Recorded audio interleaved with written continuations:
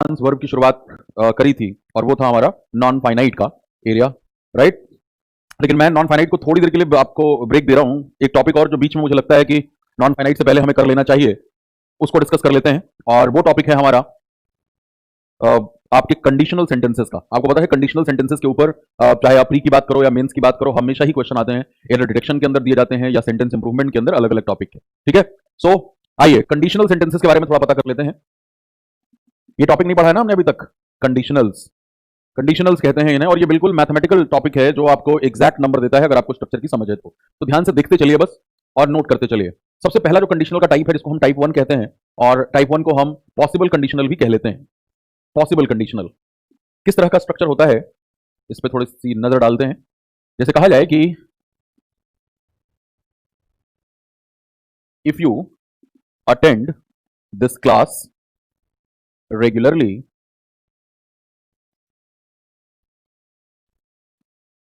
you will definitely score good marks in English section, right? ये आपका पहला conditional का टाइप हो गया। If you attend this class regularly you will definitely score good marks in English. Happy new year Poonam, Mayank Tripathi ji, इधर ध्यान लगाएंगे हम। ये हमारा पहला टाइप हो गया सेंटेंस का। नेक्स्ट लिखते हैं और फिर डिस्कशन एक साथ करेंगे। ये टाइप 1 है। और टाइप 1 की अगर हम बात करें पॉसिबल कंडीशनल की, तो जैसे नाम से ही पता लग रहा है कि ये चीज जो होती है लाइकली टू हैपन होती है, यानी इसके घटित होने की पूरी संभावना है। अगला जो हमारा टाइप है उसे हम क्या कहते हैं, that is called improbable conditional. Improbable conditional. और अगर हम इस टाइप 2 की बात करें, तो जैसे कि नाम यहां पे बता रहा है, इससे जो सेंस निकल के आएगा इस तरह के स्ट्रक्चर से, वो क्या निकल के आएगा कि वो घटना अनलाइकली टू हैपन है। आइए एक सेंटेंस लिखते हैं। जैसे कहा जाए, if he won $1 million, if he won $1 million, he would go for a world tour. He would go for a world tour. If he won $1 million, he would go for a world tour. तो ये आपका ये type 1 और ये आपका type 2।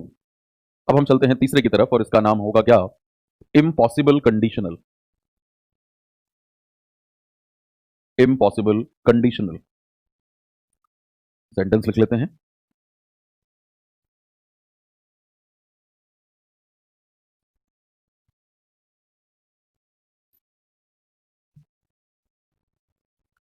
If you had traveled by bus, you would have reached earlier. If you had traveled by bus, you would have reached earlier. ये impossible conditional है, और जैसा कि नाम से ही पता लग रहा है कि ये चीज इम्पॉसिबल होगी। तो अब हम क्या करेंगे, अब जरा हम इनके स्ट्रक्चर पे गौर फरमाएंगे। आप देखिए जो पॉसिबल कंडीशनल है वहां if you attend this class, ये कौन सा टेंस है, तो ये आपको नजर आ रहा है कि ये प्रेजेंट इंडेफिनिट है। ये प्रेजेंट इंडेफिनिट टेंस में ये बात लिखी गई है। तो इफ वाला क्लॉज जब प्रेजेंट इंडेफिनिट में है, तो आपको इधर क्या नजर आ रहा है कि यहां पे विल का इस्तेमाल हो गया, और विल आपको पता है फ्यूचर टेंस की तरफ इशारा कर रहा होता है। और ये उस पर्टिकुलर कॉन्सेप्ट के खिलाफत में जाता है जहां हम ये कहते हैं कि इन जनरल एक सेंटेंस में थ्रू आउट टेंस की यूनिफॉर्मिटी होनी चाहिए। इसका क्या मतलब कि एक सेंटेंस में अलग अलग क्लॉजेस होंगे, तो उन सारे क्लॉजेस को हमें जनरली एक टेंस में लिखना चाहिए। लेकिन जो कंडीशनल सेंटेंस है यहां पे आपको क्या नजर आ रहा है, पॉसिबल कंडीशनल में इफ वाला क्लॉज तो प्रेजेंट में है, लेकिन उधर हम फ्यूचर देख रहे हैं। कई जगहों पे, कई किताबों में भी इस बात का जिक्र होता है कि जब इफ वाला प्रेजेंट में हो तो उधर विल लगा देना चाहिए। और इफ वाला क्लॉज आपको पता है किस तरह का क्लॉज है, ये डिपेंडेंट क्लॉज है, सबऑर्डिनेट क्लॉज है, और इसीलिए subordinating conjunction of condition if से शुरू हो रहा है। तो यही बात कि अगर conditional clause subordinate clause present indefinite में हो, तो मेन क्लॉज में विल का इस्तेमाल होना चाहिए, बिल्कुल होना चाहिए, कोई इनकार नहीं है। लेकिन इस बात को भी समझें आप कि हाँ, विल की जगह पे शैल, मे या कैन, इनमें से भी कोई भी मॉडल वर्ब का इस्तेमाल हो सकता है। और मॉडल वर्ब भी आप पीछे पढ़ के आ रहे हैं, आपको पता है कि मॉडल वर्ब के बाद हमेशा ही वर्ब की कौन सी फॉर्म लगती है, तो फर्स्ट फॉर्म लगती है। जैसे यहां पे विल के बाद आ गया स्कोर, स्कोर वर्ब की फर्स्ट फॉर्म हो गई, और बीच में डेफिनेटली जो है वो एडवर्ब ऑफ अफर्मेशन हो गया। सो एनीवे, तो यहां पे आपको क्या ध्यान में रखना है, विल, शैल, मे, कैन, इनमें से कुछ भी लग सकता है। मॉडल वर्ब का मतलब क्या है, जो आपको मूड बताए, इमोशन बताए, फीलिंग बताए। और विल सर्टेनिटी की बात करता है। शैल जो है उसके बारे में भी हमने बात करी थी कि शैल के थ्रू आप क्या क्या भाव व्यक्त करते हैं जनरल, तो फर्स्ट पर्सन के साथ, लेकिन अगर हम सेकंड एंड थर्ड पर्सन के साथ लगाते हैं तो क्या भाव व्यक्त होता है। वैसे ही मे और कैन की भी बात है। जैसे मैं कहूं कि if you attempt a mock test every day, if you attempt a mock test every day. अब आप देखो ये जो है ये प्रेजेंट इंडेफिनिट में है और उधर क्या हो गया, you can clear this exam easily, you can clear this exam. मैंने कैन का इस्तेमाल किया कि अगर तुम रोज एक मॉक टेस्ट लगाते हो तो इस एग्जाम को आसानी से क्लियर कर सकते हो। अब यहां पे सकने वाली बात आ गई तो मैंने कैन लगा दिया। तो हम इस चीज को रटे ना कि बस विल लगता है, विल, शैल, मे, कैन, इनमें से कोई भी लग सकता है जिस तरह का भाव आपको व्यक्त करना हो। तो ये हो गया टाइप 1 इफ वाला प्रेजेंट इंडेफिनिट में, तो उधर will, shall, may, can mathematical है बिल्कुल। अगला है हमारा इम्प्रोबेबल कंडीशनल और यहां पे नजर क्या आ रहा है, if you one a million dollar. अब ही के बाद यहां पे आपको क्या नजर आ रहा है भाई, वन। वन क्या है, वर्ब की सेकंड फॉर्म। वर्ब की सेकंड फॉर्म कौन से टेंस में लगती है, तो पास्ट इंडेफिनिट में लगती है। तो यहां पे इफ वाला क्लॉज पास्ट इंडेफिनिट में आ गया और जैसे ही यहां पे मेन वर्ब पास्ट में आया, इधर भी आप देख रहे हो कि विल का पास्ट वुड का इस्तेमाल हो चुका है। हाँ जी, इफ वाला क्लॉज जब पास्ट इंडेफिनिट में आया वर्ब की सेकंड फॉर्म, तो यहां पे विल का भी पास्ट आ गया और वो वुड है। और इस बात का ध्यान रखना है कि जैसे वुड हुआ वैसे ही यहां पे शैल के लिए शुड, मे के लिए माइट और कैन के लिए कुड का भी इस्तेमाल हो सकता है। और अगेन ये क्योंकि मॉडल वर्ब हैं तो इनके बाद हमेशा वर्ब की फर्स्ट फॉर्म आएगी, जैसे यहां वुड के बाद आप गो देख रहे हो। ठीक है, बात समझ में आ गई। अगला है इम्पॉसिबल कंडीशनल। यहां पे क्या देखने में मिल रहा है, इधर भी बिल्कुल आसान। इफ वाला क्लॉज अगर पास्ट इंडेफिनिट तो उधर would, could, might, should. If वाला प्रेजेंट इंडेफिनिट तो विल, शैल, मे, कैन। अब बात आती है थर्ड की, if you had travelled by bus you would have reached earlier. इधर क्या नजर आ रहा है कि इफ वाला क्लॉज कौन से टेंस में है, इफ यू हैड ट्रेवल्ड, ये है आपका पास्ट परफेक्ट, ये है पास्ट परफेक्ट। और जब ये पास्ट परफेक्ट हुआ तो इधर क्या नजर आ रहा है, अब यहां पे सिर्फ वुड नहीं है, वुड के बाद हैव भी लग गया, वुड हैव। और जब वुड हैव लगेगा तो हैव के बाद वर्ब की फर्स्ट फॉर्म तो आएगी नहीं, वर्ब की कौन सी फॉर्म आ गई, थर्ड फॉर्म। और इधर आप क्या देखोगे, अब यहां पे अब आपको नजर आ सकता है कि भाई जो पैटर्न ऊपर दिख रहा है वही पैटर्न इधर भी फॉलो होगा। वुड हैव आया तो उसी तरीके से should, might, could plus have and plus B3, right, ये स्ट्रक्चर इस्तेमाल होगा। तो जैसे मैंने कहा कि बिल्कुल ही स्कोरिंग टॉपिक है, चाहे आपको एरर डिटेक्शन में पूछा जाए या सेंटेंस इंप्रूवमेंट में पूछा जाए, जस्ट एक बार आपको स्ट्रक्चर पे ध्यान देना है कि इफ वाले क्लॉज में कौन सा टेंस इस्तेमाल हुआ है और उसी के आधार पे मेन क्लॉज में आप चुनाव करेंगे। टाइप 1 में आपने क्या देखा कि इफ वाला क्लॉज प्रेजेंट इंडेफिनिट तो मेन क्लॉज में विल, शैल, मे, कैन में से कुछ भी। वैसे ही इफ वाला क्लॉज अगर पास्ट इंडेफिनिट में तो वुड, कुड, माइट, शुड, इनमें से कुछ भी। और इफ वाला क्लॉज अगर पास्ट परफेक्ट में, इफ यू हैड ट्रेवल्ड, तो इधर क्या आ गया, would have, could have, might have, should have plus verb की थर्ड फॉर्म। और अब इनके ये नाम क्यों पड़े हैं ये भी आपको समझ में आएगा। पॉसिबल कंडीशनल क्यों, यहां लिखा है if you attend this class regularly you will definitely score, तो ये बिल्कुल पॉसिबिलिटी है, ये लाइकली टू हैपन है, राइट। तो ये स्ट्रक्चर आ गया। नीचे था इम्प्रोबेबल कंडीशनल और यहां पे लिखा है अनलाइकली टू हैपन, यानी घटित होना अनलाइकली है। क्या लिखा हुआ, if you one a million dollar he would go for a world tour. अगर वो $1 मिलियन जीत गया तो वो वर्ल्ड टूर पे जाएगा। अब यहां पे $1 मिलियन जो है आप लाइकली है क्या आसानी से जीत सकते हैं, नहीं। जाहिर तौर पे कोई जैकपॉट लग गया, कोई लॉटरी निकल गई इस तरह की, तभी $1 मिलियन अचानक से आपके गोद में आके, आपकी झोली में आके गिरने वाला है, अदरवाइज तो होगा नहीं। तो ये क्या है, ये अनलाइकली टू हैपन। ये एक ऐसा कंडीशनल है, एक ऐसी सिचुएशन है, एक इमेजिनेशन है जो कि अनलाइकली है। तो ऐसे हालात में आप इफ वाले में पास्ट का और उधर भी वुड, कुड, माइट, शुड जैसी आवश्यकता है उस हिसाब से आप लगा लेंगे। और तीसरा इंपॉसिबल कंडीशनल है, इसका भी हिंदी अर्थ निकाल लेते हैं। क्या लिखा है, if you had travelled by bus you would have reached earlier. Hindi अनुवाद क्या हुआ कि अगर तुम बस से ट्रैवल किए होते तो तुम जल्दी पहुंच गए होते। अब ये बात आप कब कहोगे, राइट, ये बात आप कब कहने वाले हो किसी को। अब जैसे कहीं पे आपको पहुंचना हो 5 बजे शाम को, आप वहां पे पहुंच रहे हैं 8 बजे रात को। अब जिस इंसान ने आपको इनवाइट किया था उस जगह पे, उस इंसान ने आपसे ये कहा कि यार मैंने 5 बजे बुलाया, तुम 8 बजे प्रकट हो रहे हो। अगर तुम बस से आए होते ना तो तुम जल्दी पहुंच गए होते, या तुम जो पैदल चल के आ रहे हो इसमें बहुत टाइम लग गया, या तुम बाइक से आ रहे हो इसमें बहुत टाइम लग गया, या कुछ भी इस तरीके का। लेकिन अब बात यह है कि जहां पे आप 8 बजे पहुंचे हैं, 5 बजे पहुंचना था, पहुंचे 8 बजे हैं, क्या अब ये पॉसिबल है क्या कि आप उस दिन 5 बजे पहुंच सकते हैं जिस दिन आप लेट हुए हैं, बिल्कुल नहीं। तो इसीलिए हम इसको कहते हैं इम्पॉसिबल कंडीशनल। बिकॉज जब कोई भी बात आप इम्पॉसिबल कंडीशनल में लिखते हो तो इसका मतलब कि जिस समय आप वो बात कह रहे हो उस समय वो काम करना इम्पॉसिबल है।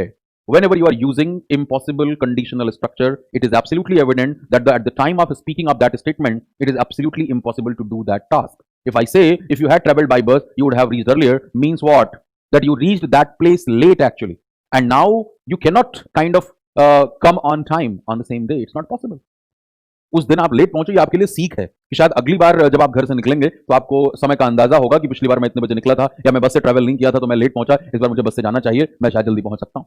अब इसी तरीके से जैसे मैं यहां पे थोड़ा सा भाव अगर बदलूं और सेंटेंस ऐसे बनाऊं कि if you had prepared well, क्या कहा मैंने, had prepared well you could have performed much better. क्या कहा मैंने, if you had prepared well you could have performed much better, अगर तुमने अच्छे से तैयारी करी होती तो तुम और अच्छा परफॉर्म कर सकते थे। ये बात मैं कब कहूंगा? जब आपकी परफॉर्मेंस खराब हो चुकी होगी, रिजल्ट आ चुका होगा और उसमें आप फेल हो चुके होंगे, या आपकी जितनी काबिलियत है उस प्रपोर्शन में आपने नंबर नहीं लिया होगा।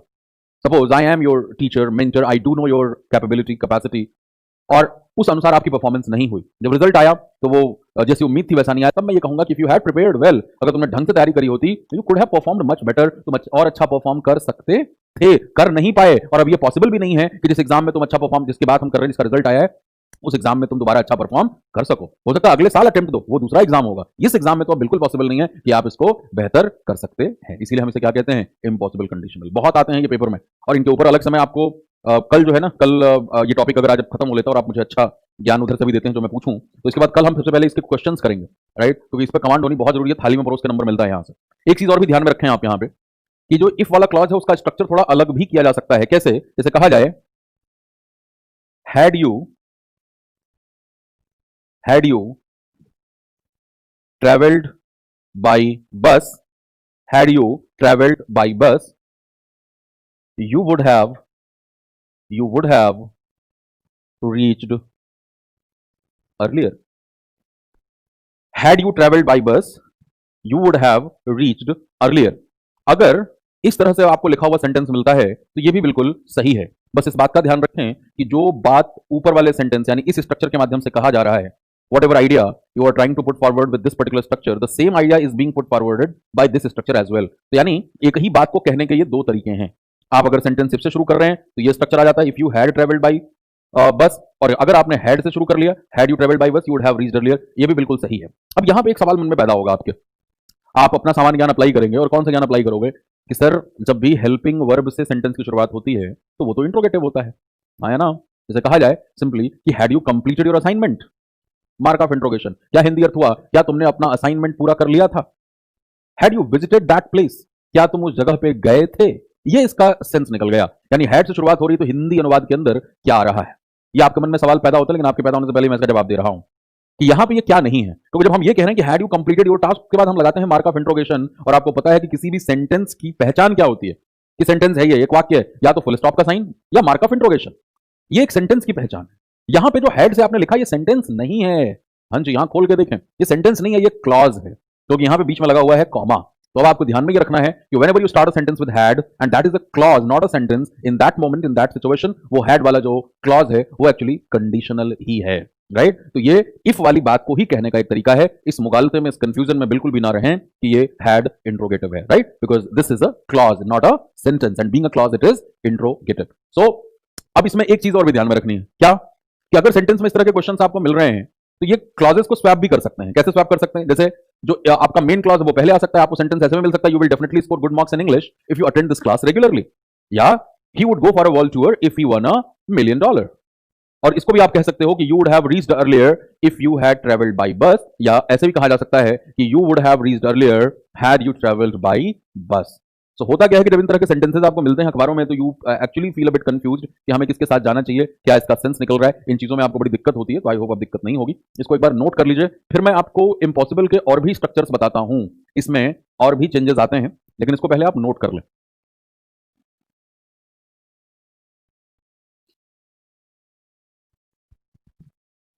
इनको नोट कर लीजिए। इंजीनियर मयंक मॉडल है हमारे भाई, मॉडल नहीं है MODEL, वो तो मॉडल हो गया जो मॉडलिंग करती है, ये मॉडल कहा जाता है इनको। Good morning Manita. बिल्कुल अदिति, ये आगे पीछे बिल्कुल हो सकते हैं, बता दिया मैंने आपको। इसको नोट करिए and then I will give you 3 more structures of impossible conditional.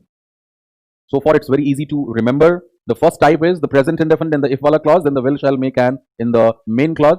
Second type, if wala clause in past indefinite, then in the main clause it would be would, should, might, could. And the third type, impossible conditional, if wala clause in past perfect, then the main clause would have, could have, might have, should have plus verb की third form.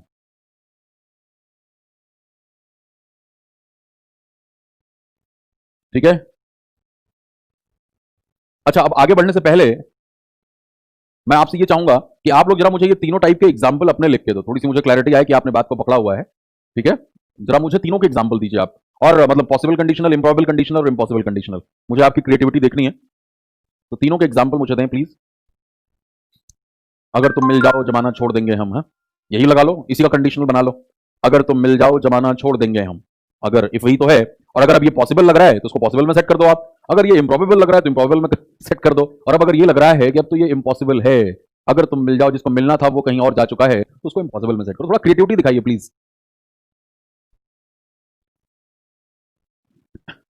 If Sujeet is saying if I come to Delhi I will meet you, okay. कौन आपका air force का exam है? Okay जी, last attempt है, चलो बहुत बहुत शुभकामनाएं कि लास्ट अटेम्प्ट क्लियर हो। कोर्स अपने टाइम से कंप्लीट होगा। If you work hard you will get success, Solanki साहब कह रहे हैं।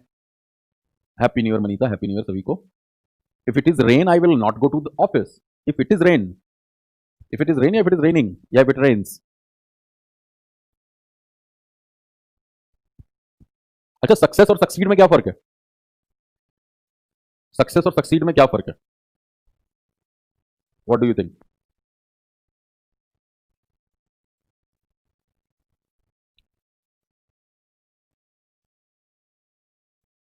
कौन पूरी कोशिश रहेगी 15 फरवरी तक लगभग आपका कोर्स पूरा हो जाए।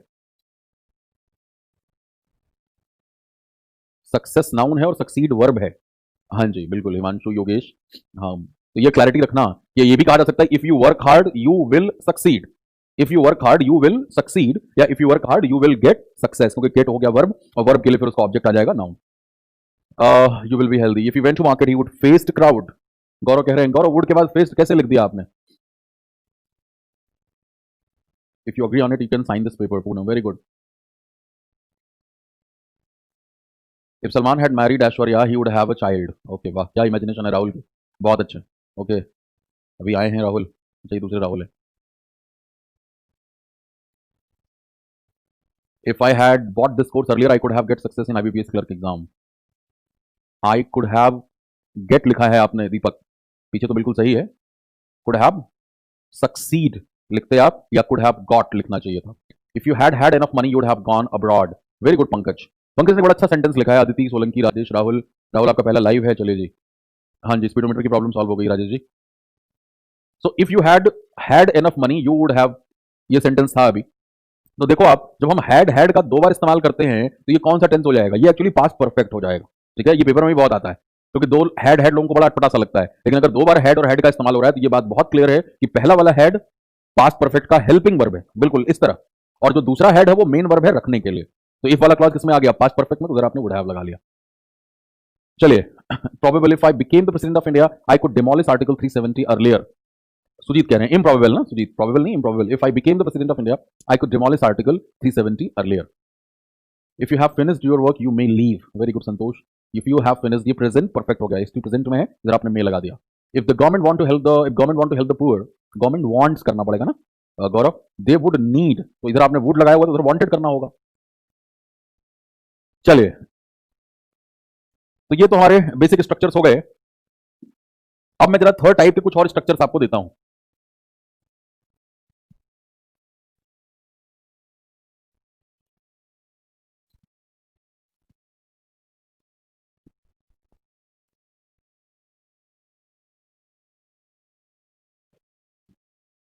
देखो, इसको सबसे पहले वाले को हम थर्ड ए मान लेते हैं, अब हम थर्ड बी लिखते हैं, यानी तीसरे का ही एक और सेकंड टाइप।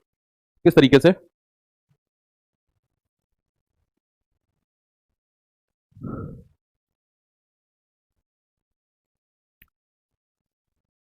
यहां पे आपको ये दिख रहा है कि दोनों के दोनों जो क्लॉज थे ना, वो दोनों के दोनों एक्टिव वॉइस में लिखे गए थे। एक्टिव वॉइस का मतलब कि टेंस के रूल के अकॉर्डिंग, लेकिन इसमें कई बारी जो है चेंजेस करे जाते हैं, और तब आपने अगर बस चीजों को रटा हुआ है, इफ वाला अगर past perfect would have, could have, should have, might have plus verb की थर्ड फॉर्म, तो वहां पे कंफ्यूजन भी हो जाती है। ठीक है, अब एक सेंटेंस में लिख रहा हूं यहां पे कि if somebody else had been taken as main lead, Tubelight would have been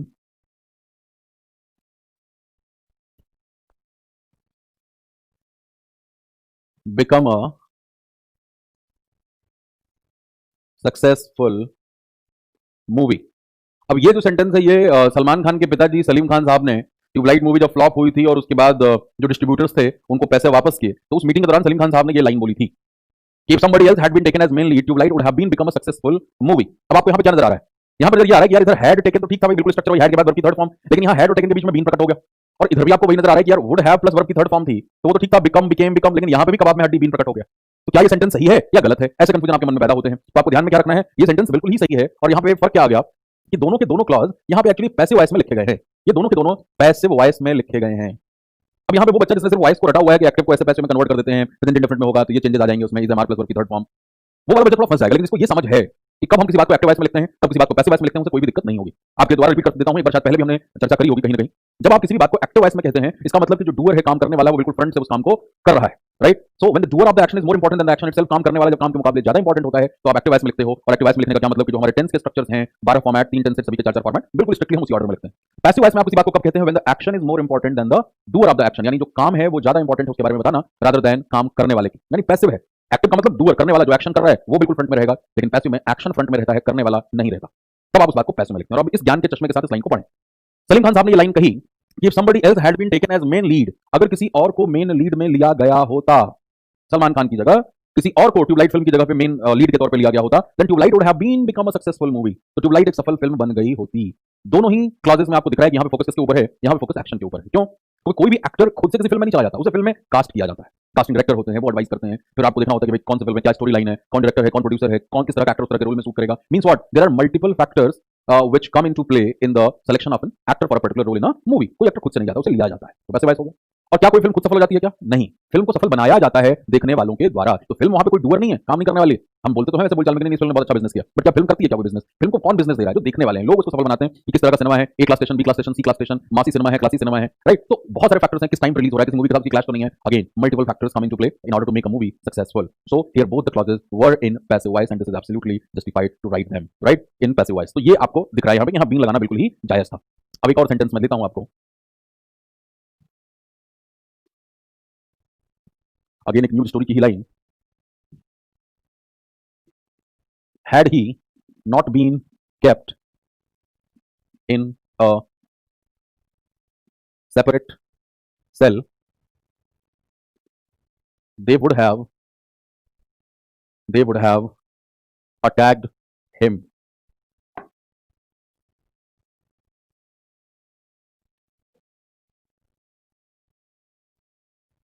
अब आप देखिए यहां पे क्या लिखा है, ये SEPA है, ये separate cell, they would have attacked him. मैं बता दूं, ये वाली जो लाइन है ये कही गई थी राम रहीम के लिए। हाँ जी, राम रहीम के लिए अखबार में लाइन आई थी जब उनको अगस्त 2017 में, 2020 हो गया अभी तो, अगस्त 2017 में जब उन्हें जेल में डाला गया, तो उसी जेल से 5 दिन के बाद एक कैदी की सजा पूरी हो गई थी, वो रिहा हुआ। और उसने, तो उससे पत्रकारों ने सवाल पूछे क्योंकि वो उसी जेल में था जिसमें राम रहीम को बंद किया गया, तो उसने ये लाइन कही थी उस प्रेस वार्ता में, और जो कि अखबार में आई थी वहीं से मैंने ये लाइन उठाई हुई है आपके लिए। उसने क्या कहा कि had he not been kept in a separate cell, या had he not been kept separately, शायद था कुछ ऐसा था, they would have attacked him. अब यहाँ पे ये जो ही है ये किसके लिए इस्तेमाल हुआ है? एक प्रोनाउन ये जो है ही, ये आर राम रहीम के लिए इस्तेमाल हो गया, और दे वुड हैव अटैक्ड हिम ये किसके लिए इस्तेमाल हुआ है? तो ये जेल इनमेट्स के लिए, यानी जो बाकी के कैदी थे उनके लिए इस दे का इस्तेमाल हो गया, राइट? और अब सेंस क्या निकला कि अगर राम रहीम को एक सेपरेट सेल में नहीं रखा गया होता, अब आपको क्या नजर आ रहा है कि इधर भी यही वाला स्ट्रक्चर है। देखो आप, जो नीचे लिखा था मैंने, हेड से शुरुआत हो गई है यहाँ पे, लेकिन हेड से शुरुआत तो हेड ही केप्ट लिखना चाहिए था, या हेड ही नॉट केप्ट लिखना चाहिए था। यहाँ पे क्या नजर आ गया? इधर बीन आ गया, बीन नजर आती समझ में आ गया कि ये बात पैसिव वॉइस में लिखी गई है।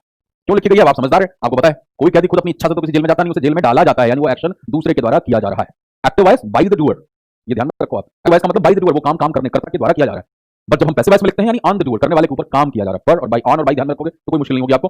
तो अगर उसे अलग सेल में नहीं रखा गया होता, दे वुड हैव अटैक्ड हिम। अब इधर आपको दिख रहा है वुड हैव और वर्ब की थर्ड फॉर्म, तो इधर तो स्ट्रक्चर बिल्कुल ही जायज है, बिल्कुल पक्का, इधर तो भी नहीं आया। इसका क्या मतलब? ये जो मेन क्लॉज है ये किसमें लिखा गया है? ये आपका एक्टिव वॉइस में आ गया। तो आपको ऐसी लाइन भी अखबार में मिल सकती है, जो अखबार में मिलता है वही आपके पेपर में आता है। इंग्लिश का कोई भी क्वेश्चन भाई, न्यूज आर्टिकल, रिपोर्ट्स वहीं से तो बनाए जाते हैं, चाहे डिटेक्शन का हो, इंप्रूवमेंट का हो, आपका वॉइस नरेशन हो, या आपके कॉम्प्रिहेंशन के टॉपिक्स, सब न्यूज़पेपर्स, मैगजीन्स, अखबार यहीं से उठा लेते हैं वो। तो इधर आपको क्या नजर आया कि एक्टिव वॉइस में, क्यों? क्योंकि कैदी खुद ही अपना हाथ साफ करते हैं।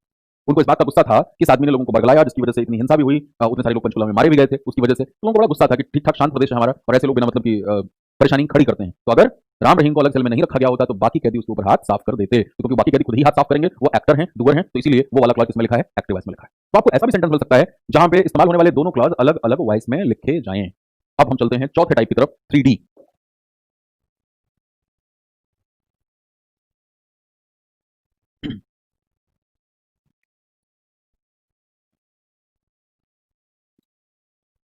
If my father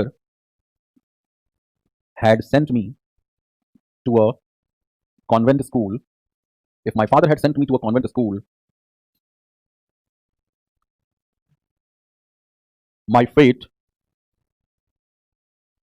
would have been changed, my fate would have been changed.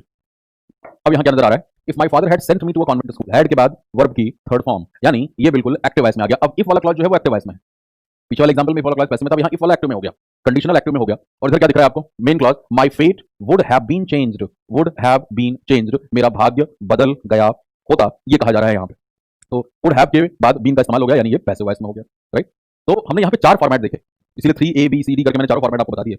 अब देखो इसका क्या सेंस निकल रहा है कि अगर मेरे पिता ने मुझे कॉन्वेंट स्कूल में भेजा होता तो मेरा भाग्य बदल गया होता। बड़ा निकम्मा आदमी है, अपने भाग्य की जिम्मेदारी खुद पर नहीं ले रहा, अपने बाप के ऊपर उसका ठीकरा फोड़ रहा है। तो अगर मेरे पिता ने मुझे कॉन्वेंट स्कूल में भेजा होता तो स्कूल भेजने की जिम्मेदारी किसकी है, पिताजी की। तो वो एक्टिव वॉइस में आ गए, वो खुद डूअर है, वो करने वाले हैं, वो नाम लिखाने वाले हैं। और my fate would have been changed, मेरा भाग्य बदल गया होता, यानी ये इंसान अपने भाग्य की जिम्मेदारी खुद पे नहीं ले रहा है, ये बाकी बाहर के फैक्टर्स को छोड़ रहा है, मेरा भाग्य बदल गया होता। तो भाग्य वहां पे my fate would have been changed. अगर इसने खुद जिम्मेदारी ले ली होती, तो अगर मेरे पिता ने मुझे कॉन्वेंट स्कूल में भेजा होता तो मैं अपना भाग्य बदल देता, तो मैं खुद बदल देता तो क्या हो जाता, my fate would have been changed, ये लिखा है पैसिव वॉइस, ऑब्जेक्ट को इधर सब्जेक्ट बना लिया गया था। अब आप सब्जेक्ट को लेके आओगे डूअर को, I would have changed my fate, ये भी कहा जा सकता है। आई लग गया वहां पे, भाई डूअर आ गया, वो एक्टिव वॉइस में आ गया कि अगर मेरे पिता ने मुझे कॉन्वेंट स्कूल में भेजा होता तो मैं अपना भाग्य बदल दिया होता। If my father had sent me to a convent school I had changed my fate, right. Sorry, I would have changed my fate. और अगर पैसिव में लिखना है आपको, if my father had sent me to a convent school my fate would have been changed, तो इसका हिंदी अर्थ क्या होगा, अगर मेरे पिता ने मुझे कॉन्वेंट स्कूल में भेजा होता तो मेरा भाग्य बदल गया होता, राइट। सो ये अलग अलग स्ट्रक्चर्स हैं, इनको नोट कर लीजिए। और उसके बाद हम चौथे टाइप ऑफ कंडीशन की तरफ बढ़ेंगे, जिसे हम कहते हैं क्या, that is called hypothetical conditional. Nitin आपको ऐप अपडेट करनी पड़ेगी, चलिए तो इसको नोट कर लीजिए, फिर हम आगे बढ़ते हैं।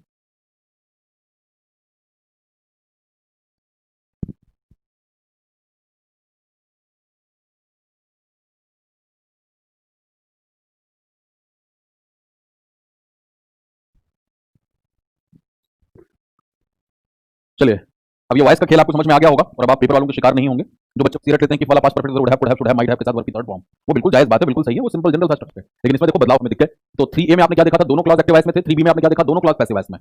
3C में क्या देखा आपने, जो कंडीशनल क्लॉज है वो पैसिव वॉइस में है, बट दूसरा वाला जो है मेन क्लॉज वो एक्टिव में है। और इधर आपको क्या नजर आया कि जो इफ वाला क्लॉज है कंडीशनल है वो एक्टिव में है और जो मेन क्लॉज है वो पैसिव में है। तो मैंने चारों तरह के वेरिएशन आपको दिखा दिए। अब आपको क्या करना है कि whenever you read newspaper, magazine and you encounter these kind of sentences, you encounter with these kind of sentences, then you should observe these kind of structures। उसको ध्यान से ऑब्जर्व करें। आज तक बहुत डरते थे आप, ये क्या लिखा होता है यार, कभी शुड हैव के साथ थर्ड फॉर्म आ जाती है, कभी बीन आ जाता है, कभी बीन के साथ वो में आईएनजी आता है, कभी थर्ड फॉर्म आ जाता है, ये क्या है स्ट्रक्चर। तो आपको मन ही नहीं करता है ऐसी चीजों को पढ़ने का। फिर या आप टेलीविजन में कोई डिबेट देख रहे हैं किसी न्यूज चैनल पे और वहां पे इस तरह के सेंटेंस का इस्तेमाल हो रहा है, तो आपको लगता है वो है कोई अंग्रेजी हाई फाई लोगों की, मेरे तो बल्ले ही नहीं पड़ती। अब ऐसी कोई दिक्कत नहीं, अब आपको समझ में आ गया कि इस इन स्ट्रक्चर्स का क्या मतलब है, right. You are absolutely clear with that. Possible conditional, improbable conditional, और ये था हमारा इम्पॉसिबल कंडीशनल, और इसके अलग अलग टाइप्स। और अब हम चल रहे हैं चौथे की तरफ, फोर्थ, और उसे क्या कहा जाता है, उसे कहा जाता है हाइपोथेटिकल कंडीशनल। हाइपोथेटिकल कंडीशनल, देखो नाम से ही पता लग रहा है हाइपोथेटिकल। हाइपोथेसिस क्या होती है, हाइपोथेसिस होती है संकल्पना, जो चीज है ही नहीं लेकिन आपने अपने दिमाग में उसको सोचा हुआ है। जैसे सेंटेंस बनाया, आप किसी ने बनाया भी था अभी, और स्कूल के दिनों में ये बहुत हमें जो है इस तरह के टॉपिक पे ऐसे लिखने को दिया जाता था। If I were he I would accept this offer. If I were he I would accept this offer. ये पेपर वालों का बहुत ही फेवरेट सेंटेंस, बहुत ही फेवरेट स्ट्रक्चर, जहां पे वो अलग अलग तरीकों से आपको सेंटेंस क्वेश्चंस देते हैं। दो बातें इसमें पूछी जाती हैं, एक तो ये जो वर है ये लोगों को अच्छा नहीं लगता, और दूसरी बात जो अच्छी लगती है वो ही नहीं लगती। यहाँ पे लोगों को ही की जगह पे हिम लगाने का मन करता है। तो हमारी अंग्रेजी में दिक्कत है कि जो सही होता है वो हमें गलत लगता है, गलत चीजें सही लगती हैं। तो ऐसी गलती आप बिल्कुल भी नहीं करेंगे, ये सेंटेंस बिल्कुल सही है। और जो बातें आपको ध्यान में रखनी है वो ये कि जब भी हम हाइपोथेटिकल सेंटेंस में कोई बात करते हैं, यानी हम संकल्पना करते हैं। अब जैसे जो सेंटेंस यहाँ पे लिखा है, इसका हिंदी अर्थ क्या हुआ कि अगर मैं उसकी जगह होता तो मैं उस ऑफर को एक्सेप्ट कर लेता, ये इसका हिंदी अर्थ हुआ। अगर मैं उसकी जगह होता तो मैं वो ऑफर एक्सेप्ट कर लेता। इसका क्या मतलब है कि मैं वो तो बन नहीं सकता, मैं हूँ वो, ठीक है, दोनों का डीएनए अलग अलग है। अब सपोज मेरा कोई भाई है और उसको अपने कॉलेज के फाइनल ईयर में कोई जॉब ऑफर हुई और उसने उस जॉब ऑफर को मना कर दिया। अब वो घर पे आया और घर पे आके ये कह रहा है कि भैया ये मेरे को ऑफर किया गया था, मेरे कॉलेज में कल एक कंपनी आई थी और प्लेसमेंट के लिए उन्होंने मेरे को जॉब ऑफर किया और मैंने उसे मना कर दिया। तो मैं अपने माता पिता से फिर ये बात कह रहा हूँ कि इफ आई वर ही, अगर मैं होता ना उसकी जगह, तो मैं उस ऑफर को ले लेता। ये लल्लू लालच ने लिया ही नहीं ये ऑफर। पर कोई बात नहीं, करियर की शुरुआत में अच्छी जगह पे शुरुआत करो, हो सकता है पैसे थोड़े कम मिले, और करियर के शुरुआती दिनों में पैसे पर उतना फोकस भी नहीं होना चाहिए। करियर के शुरुआती दिनों में आपका फोकस अपने आप को बेहतर करने होना चाहिए। ऐसी कंपनी, ऐसे लोग के साथ काम करो जिसमें आप और बेहतर हो सको, अपने क्राफ्ट को थोड़ा और निखार सको। एक बार आपका पर्सनल ब्रांड बेहतर है, 2-3 साल आपने अपने ऊपर इन्वेस्ट किए हैं, तो उसके बाद आप मुंह मांगे पैसे पे काम करते हैं। अगर आपने शुरुआत से ही पैसे पे फोकस कर लिया और अपने को बेहतर करने में नहीं किया तो जिंदगी भर फिर मीडियोकर जॉब्स में ही बने रहते हैं, क्योंकि आप उतने स्किल्ड नहीं हैं जितने आपको होना चाहिए। तो खैर ये इसका हिंदी अर्थ हुआ, अगर मैं उसकी जगह होता या मैं वह होता, ये मतलब है। तो इसमें गड़बड़ क्या होता है, इफ आई वर हिम, बोलचाल की इंग्लिश में ये बोला जाता है, लेकिन प्यूरिटेनिकल रिटन इंग्लिश जो एग्जाम में चेक की जाती है उसमें ही लगेगा। और आपको याद हो गया होगा अपने प्रोनाउन का ज्ञान, प्रोनाउन के चैप्टर में हमने कॉन्सेप्ट पढ़ा था, क्या था वो, कि जो बी फॉर्म का कॉम्प्लीमेंट होता है वो इन जनरल सब्जेक्टिव केस में लिखा जाता है, बी फॉर्म का कॉम्प्लीमेंट, पूरक। और उसी समय मैंने एग्जांपल आपको दिए थे, इज, एम, आर, वाज, वर, ये बी फॉर्म है जो हमने वर्ब के चैप्टर में पढ़ा है। और इस कंडीशनल के लिए क्या ध्यान रखना होता है आपको, पेपर में इज, वाज या वर यही बार बार पूछे जाते हैं, कंडीशनल के साथ तो वर ही आता है, राइट। तो इट इज और इट वाज, वो तो आपको याद है, इट इज हिम लिखा है तो वो गलत है, it is he who is responsible. It was her नहीं, it was she who was responsible. और तीसरा जो था ये वर्क का मामला था, तो इसके बाद जो लिख रहा हूं वही तो कंप्लीट कर रहा है, कॉम्प्लीमेंट है, पूरक है, वो कौन से केस होना चाहिए सब्जेक्टिव केस में, इफ आई वर ही। और दूसरी बात ये वर्ब हमेशा बना रहेगा चाहे जो मर्जी सब्जेक्ट हो, यहाँ पे आई हो, ही हो, शी हो, इट हो, दे हो, whatsoever, verb will always be verb only, right, क्योंकि ये हाइपोथेटिकल है। अगर मैं ये कहूं इफ ही वर यू, यहाँ ही के साथ भी वर्ब लगेगा, और जिन्हें नहीं पता उनको लग रहा है एरर इसी में है, यहाँ वर्ब की जगह मुझे वाज लगाना चाहिए क्योंकि ही का इस्तेमाल हुआ नहीं साहब। अगर वो हाइपोथेटिकल कंडीशनल है तो वहां पे जो मर्जी सब्जेक्ट आए वर्ब हमेशा वर ही होगा। इफ ही वर यू इसका क्या मतलब हुआ, अगर वह तुम्हारी जगह होता। और इसमें मैंने भी आपको कहा कि इस तरह के टॉपिक हमें स्कूल के दिनों में बहुत ऐसे लिखने के लिए दिए जाते थे, तो कैसे होते थे वो topic, if I were the prime minister of India, if I were the king, if I were the queen, if I were a bird, अगर मैं एक पक्षी होता तो मैं क्या क्या करता। तो ये सारा जो है इसमें आप क्या देख रहे हो, वर्ड का ही इस्तेमाल हो रहा है। तो अब इसमें फंडा क्या ध्यान में रखना है, जैसे बाकी तीन स्ट्रक्चर में आपने ध्यान में रखा कि भाई इफ वाले क्लॉज में अगर वर्ड का इस्तेमाल हुआ है, इफ वाले क्लॉज में अगर वर्ड का इस्तेमाल हुआ है तो मेन क्लॉज में क्या होगा, इन जनरल वुड, और वुड मॉडल वर्ब है, उसके बाद वर्ब की फर्स्ट फॉर्म ही आएगी। ठीक है, इसमें एक और स्ट्रक्चर बनता है और कई बार बोलने में भी लोग भूल जाते हैं, इवन इफ आई वर ही, इसी में बोल देंगे आई would have accepted this offer. तो आपको इस बात का बिल्कुल ध्यान रखना है कि आई would have accepted this offer अगर करना है तो बिल्कुल करेक्ट फॉर्म क्या निकल के आता है, if I had been he I would have accepted this offer. If I had been he, I would have accepted this offer. बात समझ में आ गई। तो इधर जब हैड बीन लग रहा है तो इधर वुड हैव एक्सेप्टेड आप कर लीजिए, अदरवाइज टिपिकली जो है वो वर्ब के थ्रू ही हम हाइपोथेटिकल कंडीशनल लिखते हैं और उस केस में उधर वुड एक्सेप्ट आता है। अब जरा इन दोनों स्ट्रक्चर के हिंदी अर्थ को समझ लेते हैं, इसमें क्या डिफरेंस है। सपोज जैसे मैंने कहा कि if I were you I would not miss this chance, if I were you I would not miss this chance, या I would not lose this opportunity. इसका क्या हिंदी अर्थ हुआ, या जैसे वो भाई वाली बात कही लेते हो कि मैंने भाई को फिर बोला, इधर तो माता पिता को बोला क्योंकि ही लगाया मैंने थर्ड पर्सन, अगर मैं उसकी जगह होता मैं सीधा भाई को ही बोल रहा हूँ कि if I were you I would accept that offer. अगर मैं तुम्हारी जगह होता ना तो उस ऑफर को एक्सेप्ट कर लेता। लेकिन ये क्या, ये रिसेंट पास्ट की बात है, हो सकता है कल उसकी कंपनी में प्लेसमेंट ड्राइव हुई और उसे जॉब ऑफर की गई और उसने उसे मना कर दिया और आज आके वो घर पे बता रहा है और तब मैं उसे ये बात कह रहा हूँ कि अगर मैं तुम्हारी जगह होता if I were you I would accept that offer. लेकिन अगर यहीं पे कुछ केस इस तरीके का हो कि 5 साल पहले वो कॉलेज में था, 5 साल पहले उसे एक जॉब ऑफर की गई थी और 5 साल पहले उसने मना कर दिया था, लेकिन उस बात का जिक्र वो मुझसे आज कर रहा है, तो सेंस क्या निकलेगा, तो मैं क्या कहूंगा, if I had been you I would have accepted that offer. अब ये रिसेंट पास्ट नहीं है, ये पास्ट की बात है, ये पास्ट की हाइपोथेसिस है। तो आई वर वाली तो प्रेजेंट हाइपोथेसिस है, मतलब रिसेंट पास्ट का मतलब क्या, प्रेजेंट ही तो है, अभी अभी का समय है वो। हो सकता है मेरी आंखों के सामने उसको जॉब ऑफर हुई और उसने मना कर दिया, तो मैं यही बोलूंगा इफ आई वर यू ना I would accept that offer. लेकिन ये पास्ट की हाइपोथेसिस है क्योंकि 5 साल पुरानी ये घटना घटी थी, वो मुझे आज बता रहा है, तो मैं पास्ट की हाइपोथेसिस को कैसे कहूंगा, if I had been you I would have accepted that offer. तो ये फर्क आ जाता है। तो एक आपकी जो संकल्पना है वो प्रेजेंट हाइपोथेसिस है, तो ऐसे समझना ये वाला प्रेजेंट हाइपोथेसिस है, वर्तमान समय की एक संकल्पना है जब आप अपने आप को किसी और की जगह पे रख रहे हैं। लेकिन जब आप एक पास्ट की हाइपोथेसिस करते हैं, यानी एक बीती हुई बात में किसी और की जगह पे जब आप अपने आप को पुट करते हो, तब हम नीचे वाले स्ट्रक्चर का इस्तेमाल करते हैं। पेपर में वर आता है, वर के साथ आप वुड के साथ ही जाएंगे टिपिकली, राइट, वहां पे वुड हैव के साथ नहीं जाएंगे, इस बात का ध्यान रखें। बोलचाल के इंग्लिश में, स्पोकन इंग्लिश में इस्तेमाल होता है, बट पेपर में प्योरिटेनिकल रिटन इंग्लिश को टेस्ट किया जाता है। देशराज कह रहे हैं sir finally got government job, selected in IBPS RRB officer scale 1 and office assistant both from Rajasthan. Excellent Deshraj, बहुत खुशी हुई आपके इस कमेंट से। चलिए, फॉरवर्ड बैकवर्ड का ऑप्शन सही नहीं हुआ अभी, ठीक है रमन, मैं बात कर लूंगा। देशराज जी आपका कौन सा अटेम्प्ट था?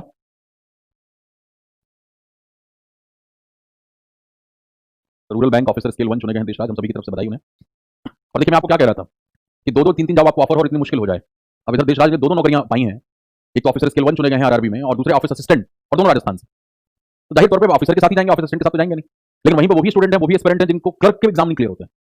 तो मेरा कभी एक्सपीरियंस रहा है, जब बच्चों की एक बार क्लैरिटी आती है, मुझे अभी शायद मैसेज हो सकता है पड़ा हुआ हो, लास्ट टू लास्ट ईयर की बात है, ऐसी स्टूडेंट प्रिया मलिक करके, वो इस समय आई थिंक प्रोफेशनल ऑफिसर ही है किसी बैंक में, कैनरा में या कहाँ पे, वो पिछले 1 साल तैयारी कर रही थी, मेरिट से थी, लगी हुई थी लगातार, इंजीनियरिंग की स्टूडेंट थी, मेरिट में उन्होंने पढ़ाई करी। उस समय ऑफलाइन में ही ज़्यादा क्लासेस थी, ऑनलाइन का नहीं था मामला, 2 साल पहले की मैं बात कर रहा हूँ। तो उसके बाद वो यहाँ नोएडा में फिर जो मेरा प्रोफेशनल का बैच चलता है वॉकिंग लोगों का, उस बैच में थी वो, और उन्होंने मतलब एक साथ 3 एग्जाम क्लियर किए, 3 एग्जाम 20 दिन के अंदर। और आई थिंक आरआरबी की ज्वाइनिंग थी, इसमें कुछ होता है ना, इंडेमनिटी बॉन्ड साइन होता है कि आप नहीं छोड़ के जा सकते 3 साल के पीरियड के अंदर, और आपको 1 लाख रुपए देने पड़ेंगे। और उस समय शायद आईबीपीएस पीओ का रिजल्ट भी नहीं आया था, लेकिन उनको था कि इस बार मुझे सर मेरा पक्का है कि सिलेक्शन हो जाएगा, तो सर मैं कैसे ज्वाइन करूँ या ना करूँ, इस तरीके से वो पशु पेश में थी। मैंने मैडम ज्वाइन कर लो, आप ज्वाइन कर लो, हो जाएगा तो छोड़ देना, लाख रुपए की क्या दिक्कत है भाई, आपके पास ये अपॉर्चुनिटी है, बहुत बड़ी बात है। तो उनके साथ वही हुआ, फिर उनका सिलेक्शन हुआ और कटऑफ से बहुत ज्यादा ऊपर नंबर थे उनके, राइट। अभी मैं मोबाइल खोल के देखूंगा अगर मिल गया मैसेज तो उनका, कितने स्टूडेंट्स होते हैं। तो ये संभावनाएं बिल्कुल है, आप अगर ढंग से पढ़ाई कर रहे हैं, इतनी गहराई में हम उतर रहे हैं टॉपिक के अंदर। अब बच्चा कहता है सर सीरियस के लिए नहीं पढ़ाएंगे क्या, ये इससे सवाल हो रहा है बच्चा कितना मासूम है, उसको लगता है कि ट्यूशन क्लास 9वीं 10वीं के भैया तुमने ढंग से पढ़ रखे हैं यार, सारे chapter gram parts of speech के कॉम्प्रिहेंशन की तुम्हें बेहतर समझ है, वोकैब की तुम्हें बेहतर समझ है, जो मर्जी एग्जाम लिखना है लिखो। तो वही मैडम के साथ भी हुआ, एक नया तरह का एक्सपीरियंस उनको मिला और वो लगी भी रहती थी लगातार, बार बार क्वेश्चन, क्योंकि बैंकिंग में बहुत अलग अलग तरीके से इंग्लिश के सवाल पूछे जाते हैं आईबीपीएस के अंदर, ग्रामर भी 4-5 तरीकों से, तो लगी रहती थी, ऑनलाइन टेस्ट देती थी, नेशनल लेवल पे क्या रैंकिंग आ रही है उसको ऑब्जर्व करती थी, अपनी गलतियों की एनालिसिस करती थी। और कई बार जब नहीं समझ आता था कि मेरी गलती क्या हुई, तो वो मेरे पास आती थी कि सर ये क्वेश्चन है, व्हाट्सएप कर दिया कुछ भी, सर इसमें मुझे समझ नहीं आया, मैंने वॉइस मैसेज करके बता दिया मैडम को ये वर्ड आपने ध्यान नहीं दिया। तो ये चीजें होनी चाहिए, क्लास के बाद लगातार पूछना, लगे रहना पड़ेगा आपको, तब देशराज वाली सफलता सभी को मिल सकती है। चलिए जी, तो ये हमारे कंडीशनल हो गए 4, कोई कंफ्यूजन इसमें? अरे दिस ऑफर लिखा है, दैट ऑफर कर लो, उसमें क्या फर्क है रियाज, कोई प्रॉब्लम नहीं है।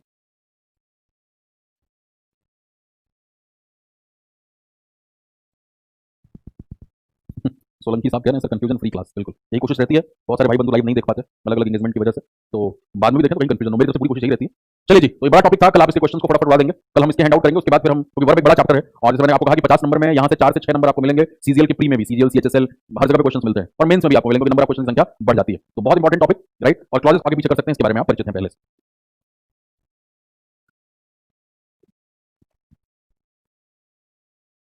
बाकी सारे बैचेस की सूचना बहुत जल्दी मिलेगी आपको इस मंथ के। इंग्लिश स्पेशलिस्ट महीने आना है, कॉम्प्रिहेंशन स्पेशल है और एक नए बैच नए कोर्स का भी लॉन्च है।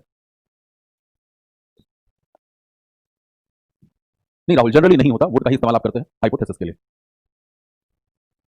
चलिए, तो अब इसके बारे में चर्चा जो है वो कल क्वेश्चन के साथ हम करेंगे, जब आपके सामने क्वेश्चन होगा और पैटर्न आपको सभी समझ में आएगा, बिल्कुल मैथमेटिकल। इफ वाला क्लास प्रेजेंट इंडेफिनिट तो main class will shall may can, if वाला पास्ट इंडेफिनिट तो would could might should, if वाला past perfect would have could have might have would have plus verb की third form, और if वाले class में verb hypothetical तो would, बिल्कुल mathematical. लेकिन इनमें वेरिएशंस हो सकते हैं, सभी चर्चा मैंने आपके साथ कर ली। और अब आइए, जो हमने नॉन फाइनाइट शुरू किया था उस चर्चा को आगे बढ़ाते हैं।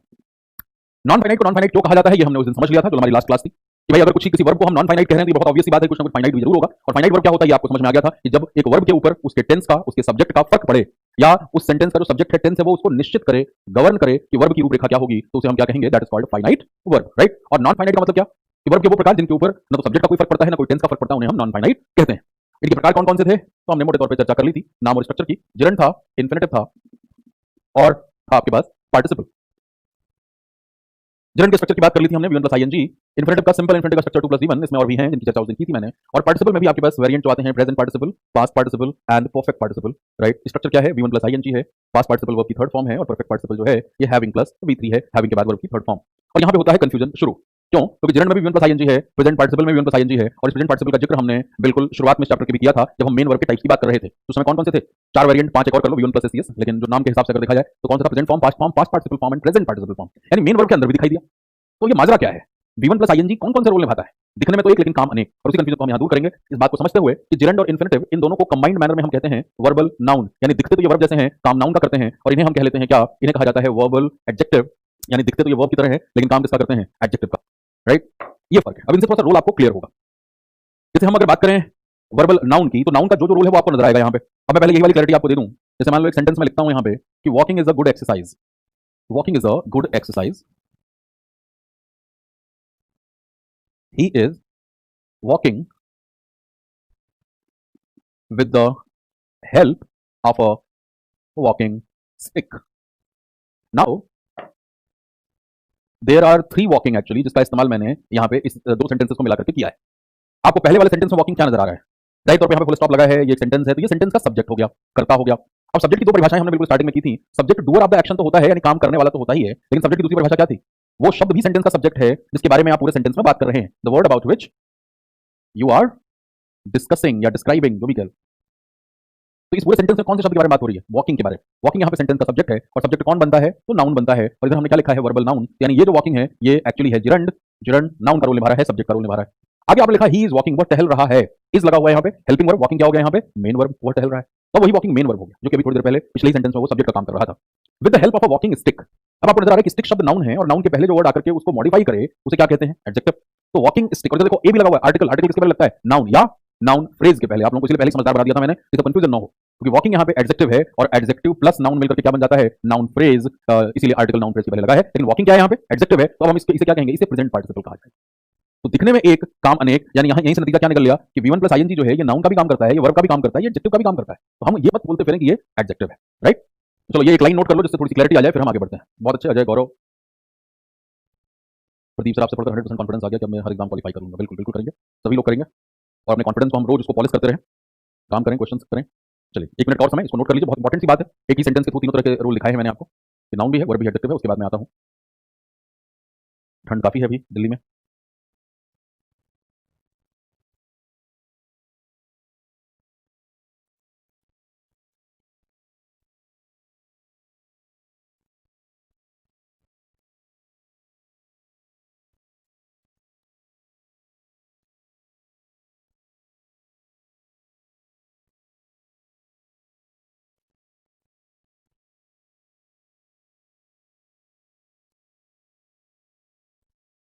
पल्लवी सर, आपका टीचिंग स्टाइल बहुत यूनिक है, आपसे पढ़ने के बाद इंग्लिश में मेरा इंटरेस्ट और बढ़ गया। चलिए बहुत खुशी की बात है मेरे लिए।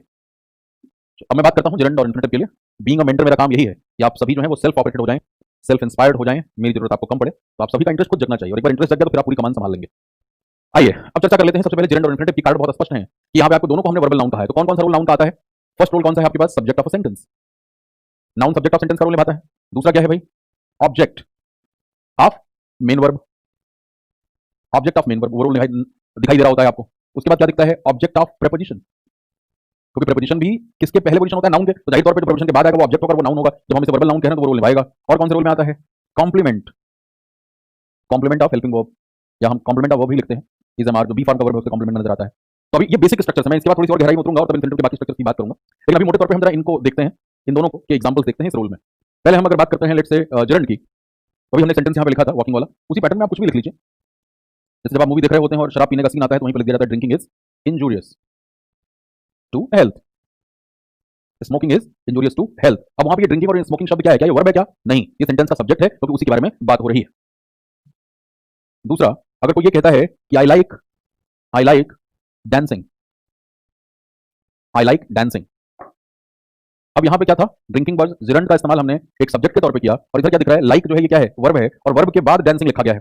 तो इस बात की समझ तो आपको है ही कि दो वर्ब हम बैक टू बैक ऐसे तो लगा नहीं सकते, राइट? अगर कोई सवाल ये पूछे कि व्हाट डू आई लाइक, मैं क्या लाइक करता हूं, तो लाइक वर्ब है, डांसिंग उस लाइक उस वर्ब का ऑब्जेक्ट है। कोई पूछेगा मैं क्या लाइक करता हूं, मैं कहूंगा मैं डांसिंग को लाइक करता हूं। तो यहां पे समझ में क्या आया कि डांसिंग वर्ब नहीं है, ये वर्ब का ऑब्जेक्ट है। कौन सा रोल आ गया? दूसरा वाला, object of main verb, like main verb है। इस बात का ध्यान रखेंगे। इधर क्या नजर आया कि जिरंड जो है वो एज एन ऑब्जेक्ट इस्तेमाल हो रहा है, ठीक है। अब हम चलते हैं तीसरे, object of preposition. Object of preposition, अब मुझे ऑब्जेक्ट ऑफ प्रेपोजिशन का एग्जांपल आप बताएंगे।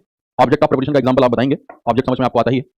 कॉम्प्लीमेंट ऑफ वर्ब एक और है, फोर्थ, तो उसके भी एग्जांपल की तरफ हम देखेंगे। पहले हम जरा इधर इन्फिनेटिव की बात करें, तब तक आप मेरे को प्रेपोजिशन के ऑब्जेक्ट का एक एग्जांपल देंगे। अब आइए इन्फिनेटिव के एग्जांपल लिख लेते हैं। पहला सेंटेंस,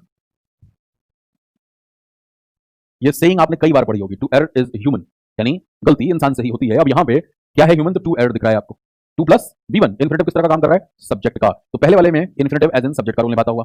दूसरे में complement of verb, complement of verb, हम जब ये कहते हैं कि I want to go there, I want to go there. अब अगर आपसे सवाल ये पूछा जाए कि सेंटेंस में कितने ऐसे शब्द हैं जो कि वर्ब की कैटेगरी से बिलोंग करते हैं, how many words do we have in the sentence which belong to the category of verb, if you are a very gullible person, you do not have the grammatical clarity, you may say कि sir यहाँ पे दो शब्द हैं जो verb की category से belong करते हैं। लेकिन आप पढ़े लिखे हैं, आपको पता रहेगा कि वांट यहाँ पे मेन वर्ब है और टू गो जो है ये इस मेन वर्ब का ऑब्जेक्ट है। कोई अगर पूछे कि क्या चाहते हो, तो चाहने का जवाब है जाना चाहता हूं, तो जाना, टू गो, यहाँ पे क्या हो गया? ये इन्फिनेटिव किस तरह का रोल निभा रहा है? Object of main verb.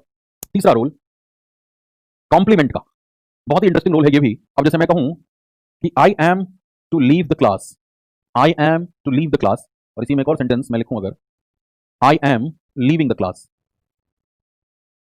I am leaving the class. अब आप सभी को दूसरे वाले सेंटेंस से कोई प्रॉब्लम नहीं, क्योंकि हम तो बचपन से पढ़ रहे हैं कि एमआर वाज वर्ब के बाद वो में आईएनजी लग जाता है, तो I am leaving the class, there is no problem at all. But if I ask कि क्या पहला वाला जो सेंटेंस लिखा I am to leave the class, ये सही है क्या? तो उसमें कुछ लोग परेशान हो सकते हैं कि ये एक सही बात है सर, थोड़ा अटपटा सा लग रहा है, अजीब सा लग रहा है, एम के बाद टू प्लस जीवन। लेकिन अब अखबार को जरा ध्यान से पढ़ना, आपको न्यूज़पेपर के अंदर बहुत सारे न्यूज स्टोरीज की जो हेडिंग्स होती हैं उनमें ये इस्तेमाल बहुतायत में भरपूर दिखाई देने वाला है। और इवन न्यूज़पेपर में कभी जगह कम होती है, कई बार वो ये वर्ब भी नहीं लगाते। जैसे अखबार में मान लो किसी राज्य में चुनाव हुआ और चुनाव एक पार्टी जीत गई और फिर उसका मुख्यमंत्री जो है वो आज शपथ लेने वाला है, राइट? उस पर्टिकुलर राज्य के जो सरकार बनेगी उस सरकार के मुख्यमंत्री आज शपथ लेने वाले हैं। जाहिर तौर पर वो जो पार्टी जिसके पास बहुमत है वो उसके प्रतिनिधि होंगे वहां पे। तो अखबार में क्या आएगा कि mister X to take the oath at CM today. क्या बोला मैंने? मिस्टर एक्स, जैसे भी सपोज आप एग्जांपल ले लो, झारखंड का चुनाव हुआ, हेमंत सोरेन, शिबू सोरेन के बेटे मुख्यमंत्री चुने गए। तो जिस दिन शपथ ग्रहण था उस दिन के मॉर्निंग के अखबार उठा के देखें आप, क्या लिखा होगा? Hemant Soren to take the oath as, जो भी नंबर होगा मुख्यमंत्री का, जिस नंबर के मुख्यमंत्री होंगे वो झारखंड के वो number, as the this CM of Jharkhand. So वहां पे उन्होंने इज को भी हटा दिया, मैंने कहा जगह कम होने का। अदरवाइज सेंटेंस क्या है कि Hemant Soren is to take the oath as new CM of Jharkhand. So यहाँ पे सेंस में क्या फर्क निकल रहा है वो समझ लो आप। जब आप इजम आर वाज वर्ब के बाद वो में आईएनजी लगाते हैं तो वहां पे वो कॉन्टिन्यूअस हो गया। और कॉन्टिन्यूअस का ये इस्तेमाल आप सभी को पता है कि जब कोई भी बात आप कॉन्टिन्यूअस टेंस में लिखते हो, इसका मतलब जिस समय आप वो बोल रहे हो उस समय वो काम हो रहा है। अब सपोज अगर मैं ये कह रहा हूं कि I am leaving the class, I am leaving this class, या I am leaving the class, का क्या मतलब हुआ कि मैं क्लास से जा रहा हूं, यानी जिस मोमेंट में मैंने ये बात कही उसी मोमेंट में क्लास को छोड़ रहा हूं। लेकिन अगर मैं ये कह रहा हूं I am to leave the class, तो इसका क्या मतलब है कि मैं क्लास से जाने वाला हूं, यानी जब घटना थोड़ी देर में होने वाली होती है तो आप कॉम्प्लीमेंट्री यूज करते हो इन्फिनेटिव का। और अगेन इसके ऊपर टेंस का कोई फर्क नहीं पड़ता, राइट? टू प्लस V1 के ऊपर अगर मैंने कहा आई एम टू लीव, इसका हिंदी क्या हुआ? मैं जाने वाला हूं। 2017 अप्रैल में, if I am not mistaken, Pratyusha Banerjee जो कि बालिका बधू जो सीरियल आता था उसकी फीमेल प्रोटैगनिस्ट थी, उन्होंने सुसाइड कर लिया। और ये पता लगा कि सुसाइड के 2 दिनों के बाद उनकी शादी थी उनके तथाकथित बॉयफ्रेंड के साथ। तो अखबार में क्या आएगा कि Pratyusha Banerjee was to marry. अब यहाँ पे एम लगा लेकिन वहां वाज हो गया, Pratyusha Banerjee was to marry, Pratyusha Banerjee की शादी होने वाली थी या शादी करने वाली थी। दे वर टू कम, हिंदी अर्थ क्या हुआ? वे आने वाले थे। ही इज टू मैरी, क्या मतलब हुआ? वह शादी करने वाला है। तो इसीलिए इनको नॉन फाइनाइट कहा जाता है कि हम वाज लगा रहे हैं, वर लगा रहे हैं, इज लगा रहे हैं, लगा रहे हैं, आर लगा रहे हैं, 2 + V1 पे कोई फर्क नहीं है। और वही बात कि बी फॉर्म के वर्ब के बाद, is am are was verb के बाद जब आप 2 + V1 लगाते हैं तो इसे हम कॉम्प्लीमेंट्री यूज कहते हैं। ये इन वर्ब को कंप्लीट कर रहा होता है और भरपूर इसका इस्तेमाल आप अब से ऑब्जर्व करेंगे, अखबारों में भी, सुनने में भी, पढ़ने में भी और देखने में भी, राइट? ये सब बिल्कुल सही है। जैसे कहा जाए कि Om Puri was to act in the climactic scene of नंता दास मूवी। 2016 की शुरुआत में जनवरी में ही निधन हुआ था ओमपुरी साहब का, 16-17 में शायद, इसी साल में, इन दोनों में। तो उस समय वो नंता दास जो है उनकी एक फिल्म की शूटिंग कर रहे थे और जो क्लाइमैक्स की शूटिंग थी वो बाकी थी। तो क्या आएगा, वॉज टू एक्ट, करने वाले थे, अब नहीं कर पाएंगे इन द क्लाइमैक्टिक सीन। तो इस तरीके से आप ऑब्जर्व करोगे। और यहाँ से एक वोकैबुलरी शायद हमने पहले भी चर्चा करी है, कुछ बड़े अच्छे शब्द मिल जाते हैं, उनको लगे हाथ नोट कर लो, बाकी के फॉर्मेट्स का डिस्कशन हम कल करेंगे। ये जो हमने लिखा है यहाँ पे, आई एम टू लीव, ये टू लीव क्या बता रहा है? ये बता रहा है इमिनेंट एक्शन। ये इमिनेंट शब्द बड़ा अच्छा है। इमिनेंट का मतलब होता है अबाउट टू हैपन, यानी जो चीज होने वाली है। इसको पेपर में किससे कंफ्यूज कराते हैं? इस वर्ड से, इमानेंट। इमानेंट, इमानेंट शब्द का क्या मतलब है? अगर ये वर्ड कहीं पे भी गॉड के सेंस में इस्तेमाल हुआ दिख रहा है तो इसका मतलब होता है ऑमनी प्रेजेंट, जो हर जगह मौजूद हो। जैसे गॉड इज इमानेंट, 2017 सीजीएल के प्री के फिलर के क्वेश्चन में ये वर्ड आया था। गॉड इज ब्लैंक प्लेस था और यही वर्ड ऑप्शन दिया गया जो मैं आपको यहाँ पे नोट करा रहा हूँ क्योंकि ये कंफ्यूजिंग है। तो God is immanent, God is all pervading, omnipresent, ubiquitous, हर जगह व्याप्त है, मौजूद है। और इमानेंट शब्द का एक और क्या मतलब है यहाँ पे, अगर आप दूसरे मतलब की तरफ जाएं तो वो मतलब होता है इनेट, नेचुरल, नैसर्गिक, जिसे हम कहते हैं। ये भी इस शब्द का एक और मतलब है। और जो तीसरा वर्ड है उसका मतलब सभी को पता है, वो वर्ड कौन सा है इसी कैटेगरी का? Eminent, EMINENT, EMI, he is an eminent personality. तो एमिनेंट का मतलब क्या है? जो बहुत ही प्रख्यात हो, विख्यात हो, फेमस हो, पॉजिटिव शब्द है यहाँ पे। तो एमिनेंट शब्द तो सबको पता होता है, एमिनेंट पर्सनैलिटीज। बट इमिनेंट और इमानेंट में आप कंफ्यूज होते हैं, तो आपको समझ में आ गया कि इमिनेंट एक्शन के लिए, इमिनेंट यानी होने वाला है, जो अबाउट टू हैपन है, उसके लिए हम इस्तेमाल करते हैं कॉम्प्लीमेंट्री यूज ऑफ इन्फिनेटिव का, राइट? और मैं जरा कॉम्प्लीमेंट्री इसका भी बता देता हूँ ना, कॉम्प्लीमेंट ऑफ वर्ब, प्रीपोजिशन वाला एग्जांपल आप मुझे बताएंगे कल, मैं इसके भी कॉम्प्लीमेंट वाला यूज बता देता हूँ आपको।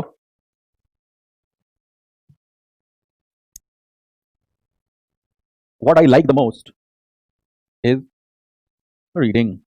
अब आप देखो यहाँ पे, what I like the most is reading, ये सेंटेंस है। अब आप लोगों को तो बताइए भाई, ये पूरा का पूरा क्या हो गया? सब्जेक्ट हो गया, नाउन क्लॉज, इज आ गया, वर्ब। तो अगर पूछा जाए कि मैं सबसे ज्यादा पसंद किस चीज को करता हूं, जवाब क्या है? रीडिंग को, पढ़ना मुझे बहुत पसंद है। तो इधर क्या नजर आ रहा है? इज के बाद रीडिंग आ गया, और क्योंकि ये इज के बाद आकर के सेंटेंस को कंप्लीट कर रहा है तो इसे हम कॉम्प्लीमेंट्री यूज कहते हैं। ये बी फॉर्म के वर्ब के साथ इस्तेमाल होता है, ये कंप्लीट कर रहा है। अगर आप ये कहें कि he is reading a newspaper, तो वहां पे reading is one of main verb. But what I like the most is reading, यहाँ रीडिंग सेंटेंस को कंप्लीट करने के लिए बाद में आगे चुपचाप जुड़ गया, तो ये क्या है? That is the complement of verb, या कॉम्प्लीमेंट ऑफ वर्ब के साथ यहाँ पे ना बी फॉर्म लिख देना, क्योंकि is am are was verb के साथ ही आपको ये दिखाई देगा, तो ये भी नोट कर लीजिएगा।